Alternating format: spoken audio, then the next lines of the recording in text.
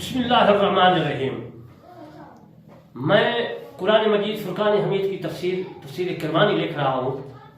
میں اس کا 214 جو ہے صفحہ نمبر کی تفسیر کروں گا، سورۃ بقرہ کی جلد اول کی، کہ حضرت حوا علیہ السلام کی وفات کے متعلق عرض کروں گا، پھر اس کے بعد میں تاریخ کی ابتدا عرض کروں گا۔ آپ نے مسائل کو خوب سمجھنا ہے۔ میں علامت الفن کرمانی بستی یاسر آباد چاکواں تحصیل میں ضلع بہاری صوبہ پنجاب پاکستان سے عرض کر رہا ہوں کہ میرے چینل کرمانی ٹی وی اور کرمانی ٹی وی 3 کو سبسکرائب، لائک، کمنٹ، شیئر کرنا ہے۔ 2 چینل ہے۔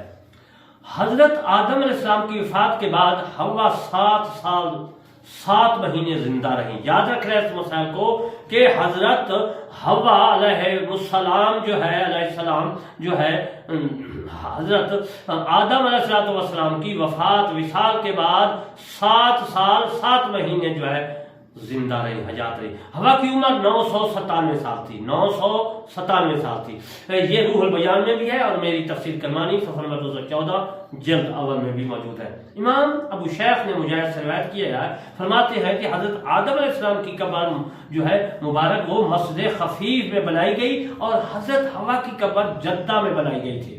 ابن عباس رضی اللہ تعالیٰ عنہ مروی ہے، فرماتے ہیں کہ ان کی وفات یوزنامی پہاڑ پر ہوئی، یعنی وہ پہاڑ جس پر آپ کو اتارا گیا تھا، اور حوا آدم کے بعد 1 سال تک زندہ رہی اور اپنے خاوند کے ساتھ اسی غار میں دفن ہوئی۔ حضرت آدم علیہ السلام اور حضرت حوا علیہ السلام اسی جگہ دفن رہی، یہاں تک کہ طوفان نوح علیہ السلام اور حضرت نوح علیہ السلام نے ان کو وہاں سے نکال کر تابوت میں رکھ کر پھر اس تابوت کو اپنی کشتی میں رکھ لیا۔ توبہ کے بعد جب زمین خشک ہو گئی تو ان کا تابوت اسی جگہ دفن کر دیے گئے جس جگہ طوفان سے پہلے دفن تھے۔ یہ تاریخ طبری میں عزیزان محترم موجود ہے، لیکن پہلے میں نے عرض کیا کہ حضرت آدم علیہ السلام کی وفات کے بعد حوا 7 سال 7 مہینے زندہ ہے۔ ایک قول یہ ہے۔ دوسرا قول میں نے جو عرض کیا ہے وہ یہ ہے کہ حضرت حوا آدم کے بعد 1 سال تک زندہ رہی۔ قول مختلف ہے، میں نے مختلف قول جس طرح مجھے ملے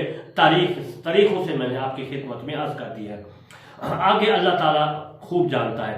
تاریخ کی ابتدا میں عرض کرتا ہوں کہ حضرت ابو حنیفہ رحمۃ اللہ علیہ نے اپنی تاریخ میں، کیونکہ حضرت ابو حنیفہ رحمۃ اللہ علیہ نے بھی ایک کتاب لکھی ہے تاریخ کی، عربی کی ہے اس میں، اور ابن اسحاق نے زہری اور جو ہے شعبی سے روایت کیا، فرماتے ہیں کہ حضرت آدم علیہ السلام جنت سے اترے تو آپ کی اولاد پھیل گئی اور آپ کے بیٹوں نے حضرت آدم علیہ السلام کی حبوط سے تاریخ مقرر فرمائی، اور اسی تاریخ کا سلسلہ چلتا رہا حتیٰ کہ حضرت نوح علیہ السلام کو اللہ تعالیٰ نے مبعوث فرمایا، تو پھر نوح کی بعثت سے تاریخ چلتی رہی حتیٰ کہ حضرت نوح علیہ السلام کے طوفان کا واقعہ رونما ہوا، پھر آگ حضرت ابراہیم علیہ السلام تک طوفان سے تاریخ چلتی رہی۔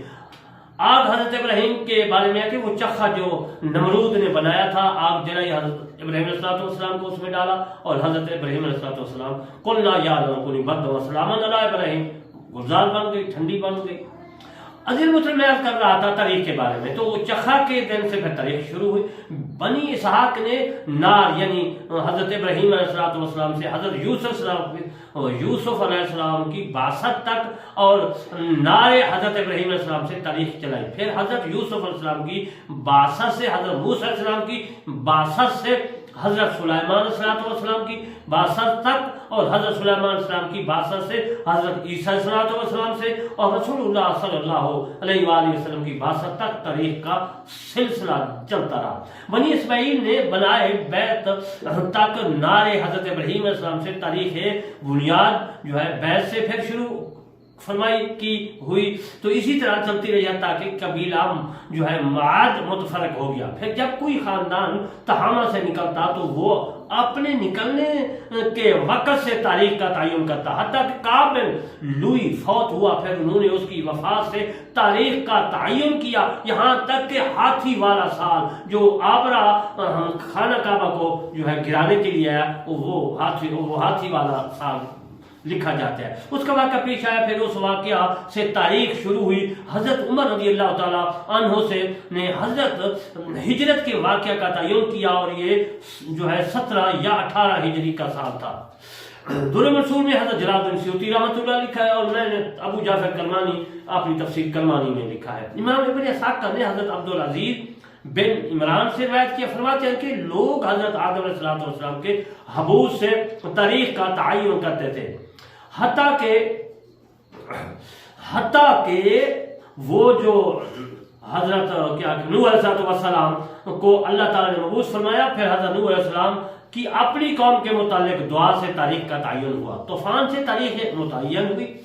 پھر حضرت آدم علیہ السلام کا اسی سلسلہ چلتا ہے، تو پھر آگ حضرت ابراہیم علیہ السلام سے بنو اسماعیل نے بنیاد کعبہ سے تاریخ تعین کیا، پھر کعب بن لوئی کی موت سے تعین ہوا، پھر ہاتھی والے سال سے تعین ہوا، پھر مسلمانوں نے رسول اللہ صلی اللہ علیہ وآلہ وسلم سے تاریخ کا تعین کیا۔ یہ حضرت جلال الدین سیوطی رحمۃ اللہ علیہ نے اپنی تفسیر در منصور میں لکھا ہے، اور میں نے اپنی تفسیر کرمانی میں لکھا ہے۔ اب میں آپ کو تاریخ کا تعین ابتدا بتا دی، اور اب میں ہجرت رسول اللہ صلی اللہ علیہ وسلم کی مکہ مکرمہ سے مدینہ منورہ یعنی ہجرت اور تاریخ کا ہجرت کے متعلق عرض کرتا ہوں۔ یہ بھی تاریخ ہجری ہماری جو ہے حضور صلی اللہ علیہ وسلم نے مکہ سے مدینہ پاک میں ہجرت کی، اسی سے ابتدا ہوئی، اس کے بارے میں بھی میں آپ کو معلومات بتاتا ہوں۔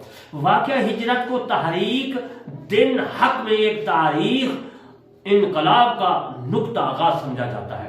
جب مکہ میں گنتی کے مسلمان رہ گئے اور مشہور صحابہ میں سے صرف ابو بکر صدیق رضی اللہ تعالیٰ عنہ اور حضرت علی رضی اللہ تعالیٰ عنہ ہی باقی رہ گئے، تو قریش مکہ نے رسول اللہ صلی اللہ علیہ وآلہ وسلم کے شہید کرنے کا منصوبہ بنایا، لیکن ساتھ ہی اللہ تعالیٰ نے رسول اللہ صلی اللہ علیہ وآلہ وسلم کو ہجرت کا اذن فرمایا، حکم فرمایا۔ ہجرت مدینہ کی کچھ وجوہات جو تھی وہ اس کی وجہ سے وجوہات تھی۔ تاریخ ہجرت کب ہوئی میں آپ کو عرض کر دیتا ہوں کہ حضور صلی اللہ علیہ وسلم نے ہجرت کب فرمائی۔ تاریخ ہجرت کب ہوئی؟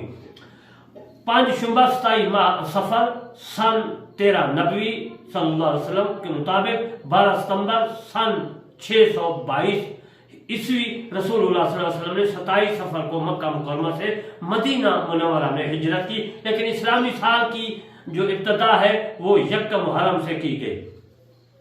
عزیزان محترم، پھر میں آپ کو عرض کر دیتا ہوں، تاریخ یاد رہے ہجرت کی مسلمانوں کے لیے اور باقی بھی ہر انسان کے لیے ہے کہ رسول اللہ صلی اللہ علیہ وسلم کی ہجرت کے متعلق سن ہجری کے متعلق 5 شعبہ 27 ماہ صفر سن 13 نبوی صلی اللہ علیہ وسلم اور اسی کے مطابق 12 ستمبر سن 622 رسول اللہ صلی اللہ علیہ وآلہ وسلم نے 27 صفر کو مکہ مکرمہ سے مدینہ منورہ میں ہجرت فرمائی، لیکن اسلامی سال کی ابتدا 1 محرم سے کی گئی، 1 محرم سے کی گئی۔